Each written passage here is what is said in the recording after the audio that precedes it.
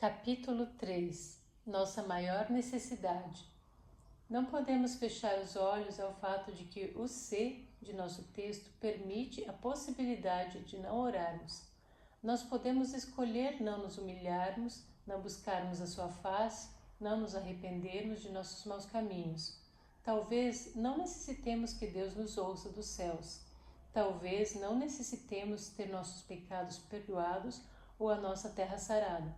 Afinal, não mais vivemos em uma sociedade agrícola, onde nossa sobrevivência dependeria da chuva. Os gafanhotos do versículo 13 não podem comer cartões de crédito, cofres de segurança ou automóveis blindados.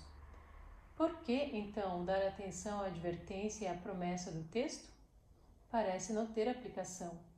Qual é a pior coisa que poderia acontecer se negligenciássemos esse conselho? Francamente, a pior coisa que poderia acontecer é continuarmos exatamente como estamos. Como estamos nós exatamente? Infeliz, miserável, pobre, cego e nu. Apocalipse 3:17. Esta avaliação é da testemunha fiel e verdadeira, não é minha. Não se engane, eu amo esta igreja. Muita coisa boa, positiva, louvável pode ser dita a respeito dela. Precisamos, entretanto, ser honestos e admitir que, a despeito das coisas boas, estamos machucados há muito tempo. E, para muitos, a dor é profunda.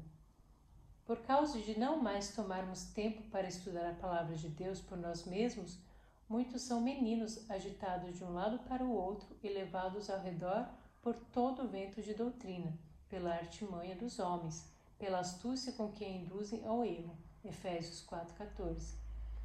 Muitos membros de nossa igreja são forragem para autoproclamados e pretensos campeões de nova luz, que solapam a confiança na organização e levam o povo a ver com suspeita qualquer coisa vinda da Associação Geral ou das suas instituições. Nossos batistérios estão cheios de teias de aranha. Nossos esforços de evangelização são fracos e ineficientes. Nossos jovens estão ausentes de nossos cultos e, se formos severamente honestos, admitiremos que, como eles, estamos rigorosamente entediados. Recentemente assisti a um programa de Natal em uma igreja irmã. As decorações eram festivas, os cânticos magníficos e os músicos excelentes. Tudo era como devia ser, exceto uma coisa: não havia alegria. Quando a congregação uniu seu coro em um medley de músicas de Natal, não havia vida no cantar. Nenhuma evidência de que o Cristo vivo estava entre nós, nenhuma celebração de sua entrada como um indefeso bebê em nossa desesperançada existência. Era um completo contraste com um outro programa de Natal, gravado em videotape havia 5 anos, que nunca deixa de me comover as lágrimas toda vez que o vejo. A alegria da estação, o respeito e a inspiração brotam em cada número, seja pelo coral, pela orquestra ou pela congregação. Eu gostaria de dizer que esse era um videotape de um programa adventista, mas não posso. Onde está a nossa alegria? Com muita frequência, os programas de nossa igreja parecem retratar um Deus do passado, que se acomoda muito bem na caixa de nossos padrões pré-determinados e, para o alívio de muitos, nunca faz nada remotamente inesperado, nunca leva seus servos a se moverem além dos limites das explicações humanas e nunca faz nada sobrenatural. É semelhante ao que ouvi certa vez em um sermão de Whitney Phillips.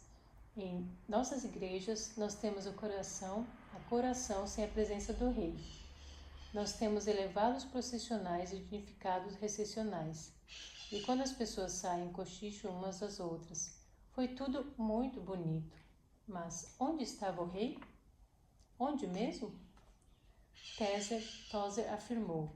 E é algo solene e um escândalo de não pouca monta no reino ver os filhos de Deus morrendo de fome enquanto estão assentados à mesa do Pai. Muitos homens corretos, trabalhadores, cristãos comprometidos, me contaram que só vão à igreja por causa de suas crianças. Eles querem que seus filhos tenham um fundamento espiritual sólido, mas, quanto a eles, Pouco bem lhes advém da experiência do culto corporativo. Olhe ao seu redor. Onde estão as pessoas de 30 a 45 anos de idade? Por que deixaram de frequentar? Quais são as necessidades delas? Não nos importa? Aonde vão os casais jovens com seus filhos depois da escola sabatina? Tem suas reuniões evangelísticas um número maior de adventistas do que de não adventistas? Tem a sua igreja um programa de evangelização? Anualmente, na Pacific Press, Casa Publicadora Adventista do Pacífico, onde eu trabalho, assistimos em vídeo ao discurso de Ano Novo do presidente da Associação Geral. Assisti ao discurso deste ano e apreciei com orgulho os relatórios do campo mundial sobre batismos, construção de novas capelas e estabelecimento da igreja em países anteriormente não alcançados. Porém, quando os relatórios se voltaram para a América do Norte, as notícias deram enfoque a serviços comunitários e a socorros em áreas de calamidade. Estas foram notícias boas e segura razão de regozijo, mas dolorosamente óbvia foi a ausência de notícias concernentes a evangelismo e crescimento da igreja. O que estamos fazendo? Onde está o poder? Ocasionalmente eu me assento em uma classe bíblica de nossa igreja que dá enfoque a assuntos de interesse pessoais e é dirigida por um grande amigo meu e parceiro de oração. Eu gosto dessa classe por causa da honestidade dos participantes. Alguns são adventistas de longa data que se desviaram e estão tentando seus primeiros passos no caminho de volta. Eles se queimaram e estão tendo que desaprender um monte de lixo que os induz a um sentimento de culpa e a uma visão distorcida de Deus. Recentemente, a discussão focalizou o fruto do Espírito e logo tratamos de alegria e paz, e a falta dessas bênçãos na vida de muitos deles. Terminada a classe, puxei meu amigo ao lado e disse: Sabe, digamos que a igreja falhou em alcançar o mundo para Deus. Admitamos que pifamos, fomos irrelevantes, falhamos em fazer a diferença fora de nossas portas. Tenho certeza de que ele pensou aonde eu queria chegar. Então continuei. Mas se pudéssemos dizer que, pelo menos, fizemos a diferença para os nossos, poderíamos gabar-nos de alguma vitória. Poderíamos dizer que ela funcionou para nós, que a religião fez a diferença em nossa própria vida. Então baixei o tom de minha voz. Mas, por mais egoísta que essa afirmação possa parecer, não podemos dizer nem isso. Ela não está funcionando nem para nós.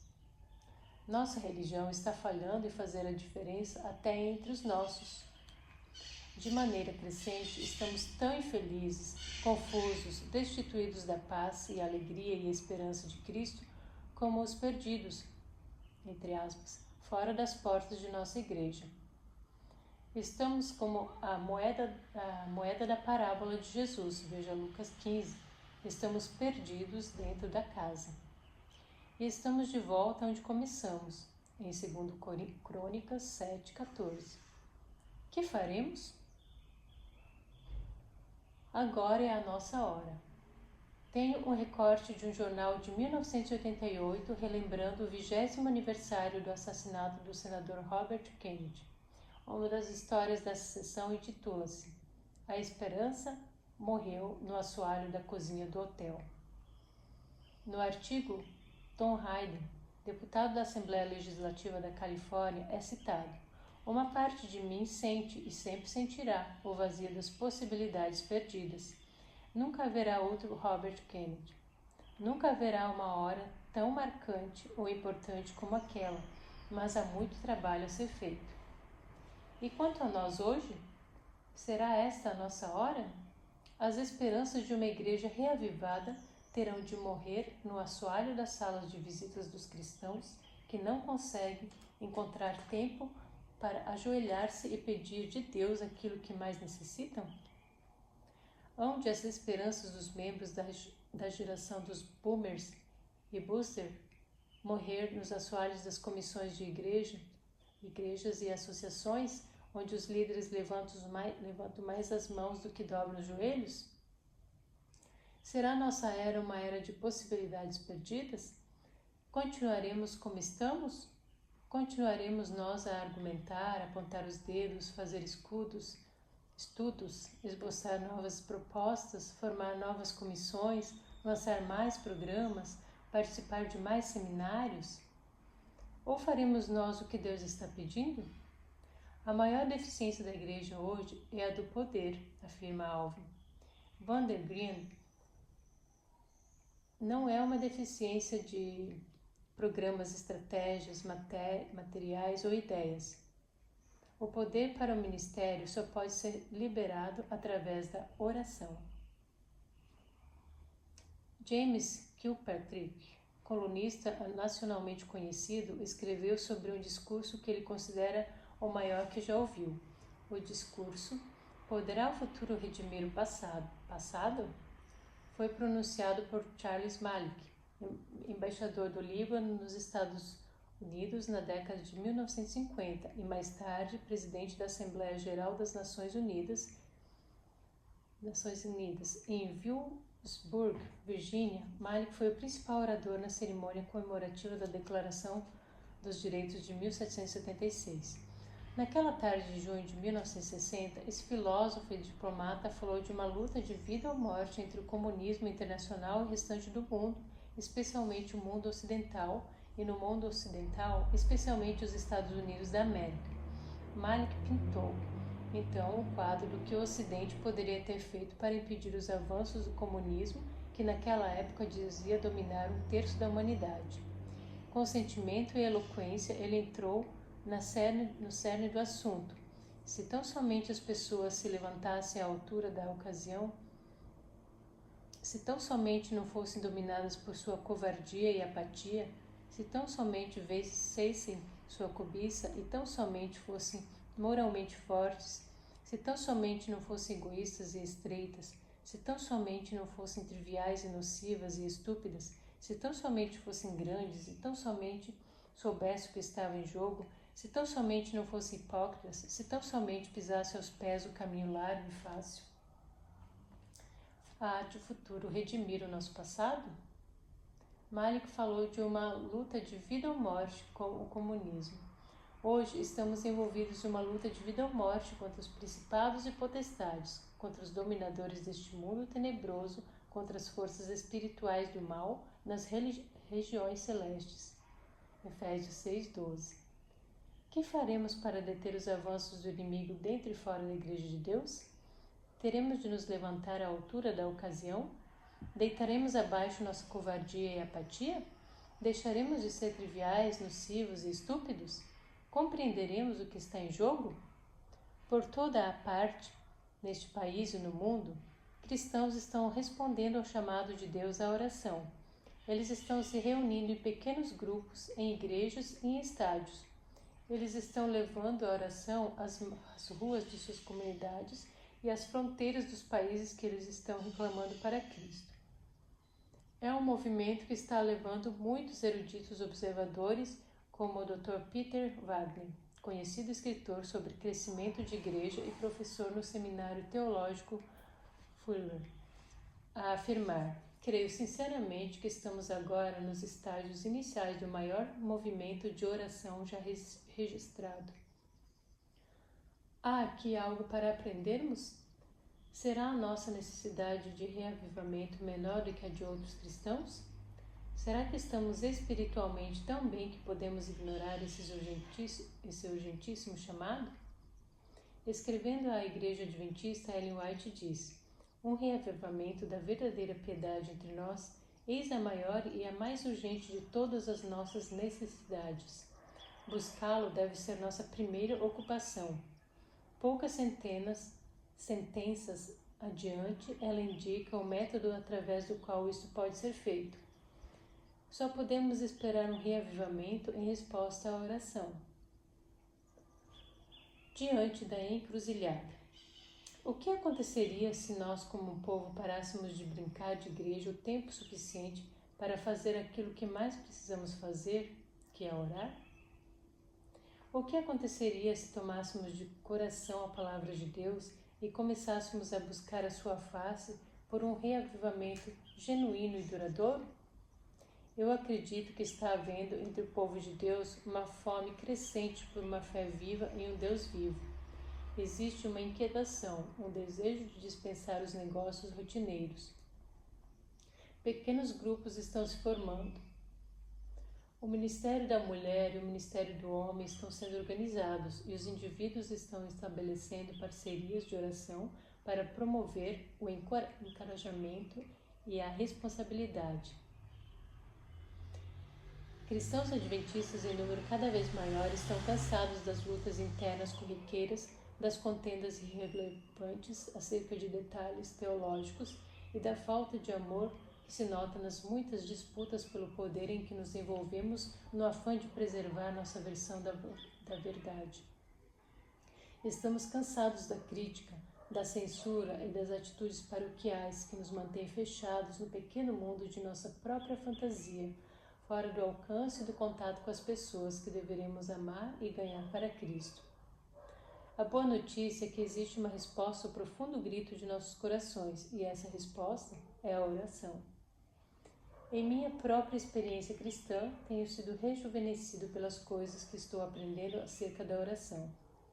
Quanto mais oro e quanto mais leio, mais acredito que os dias mais estimulantes da Igreja estão bem à nossa frente. O poder e as bênçãos do céu estão à espera de nossa busca e recepção.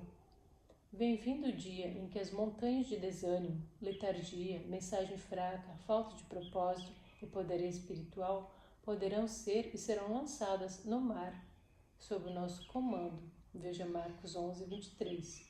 Esse dia, porém, só virá se nós nos humilharmos e orarmos.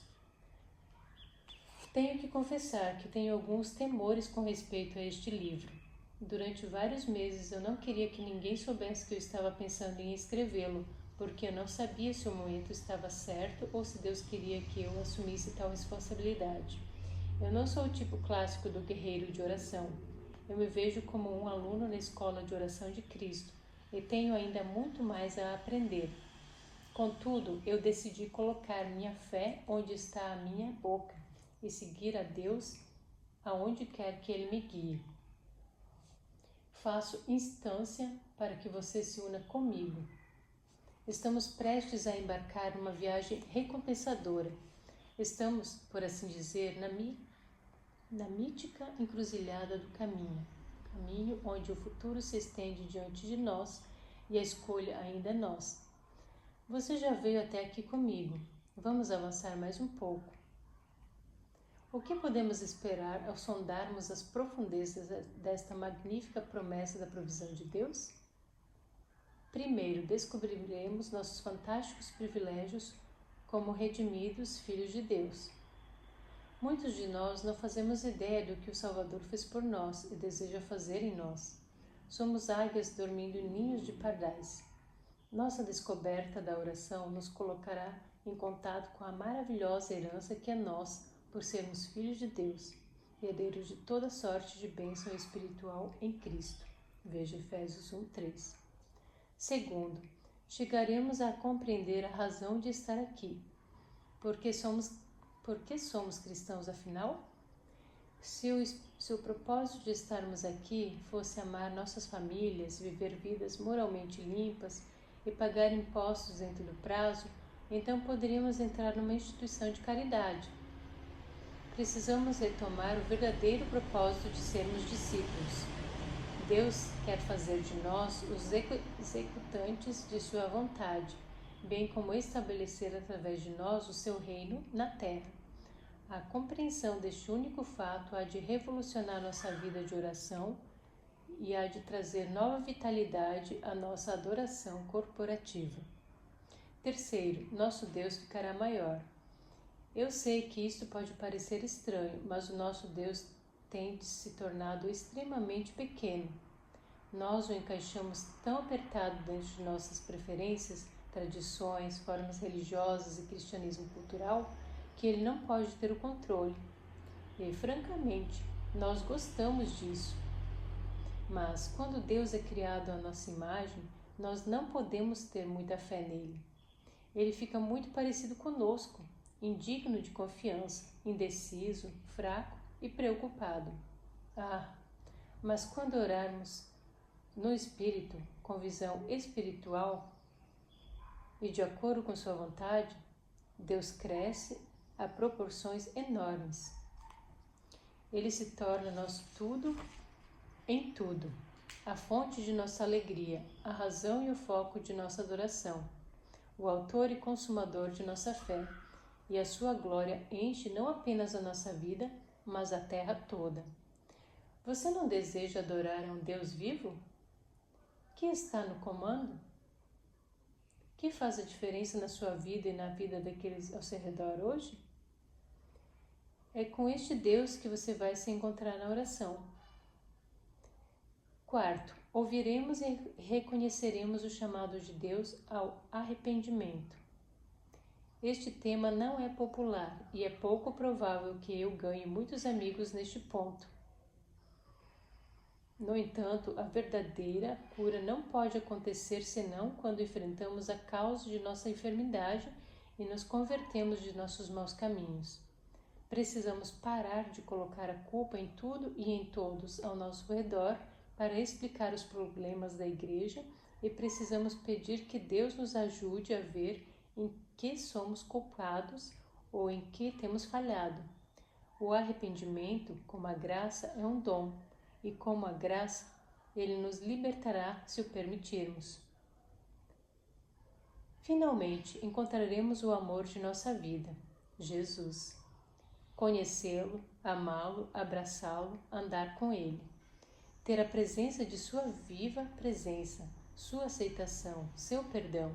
Conhecer sua vontade e ser chamado a uma parceria com Ele na execução dessa vontade. Isto será nossa vida, nossa alegria, nosso tudo. Ele prometeu ser achado por nós, se nós o buscarmos de todo o nosso coração. Veja Jeremias 29, 13 e 14. O que você vai fazer? Não voltar atrás. Tenho um desses calendários com um pensamento de inspiração para cada dia do ano. Oliver Wendell Holmes é o autor do pensamento do dia 10 de janeiro que diz: a mente do homem, uma vez dilatada por uma nova ideia, nunca mais volta às suas dimensões originais. Minha mente, meu coração e alma estão sendo dilatados pela nova ideia de que a oração realmente opera mudanças, de que Deus está prestes a fazer alguma coisa maravilhosa aos nossos olhos. Tive a oportunidade de ver só um pouquinho do que é possível com a menor semente de fé em um Deus que enche o universo, um Deus que me chama de filho e me convida a compartilhar seu trono. Eu não posso voltar atrás, eu não quero. Você se unirá a mim em buscá-lo de todo o coração? Eu insto para que você diga sim ao chamado de Deus à oração. Sim à sua promessa de cura, sim ao seu convite para experimentar infinitamente mais do que tudo quanto pedimos ou pensamos. Em nosso jornalear, viajemos com esta oração, que afixei na parte interna da capa de minha Bíblia. A oração: ó Deus, eu provarei da tua bondade e fiquei tão satisfeito. Eu provei da tua bondade e fiquei tão satisfeito que quero mais. Estou dolorosamente consciente de que necessito mais de tua graça. Ó Deus, Deus triuno, mostra-me a tua glória. Eu te suplico para que eu possa conhecer-te de fato. Começa, por favor, um novo trabalho de amor dentro de mim. Diz a minha alma: levante-se e venha. E então dá-me a graça de levantar-me para seguir-te, saindo assim deste mundo baixo e escuro onde tenho andado errante por tanto tempo. Em nome de Jesus. Amém.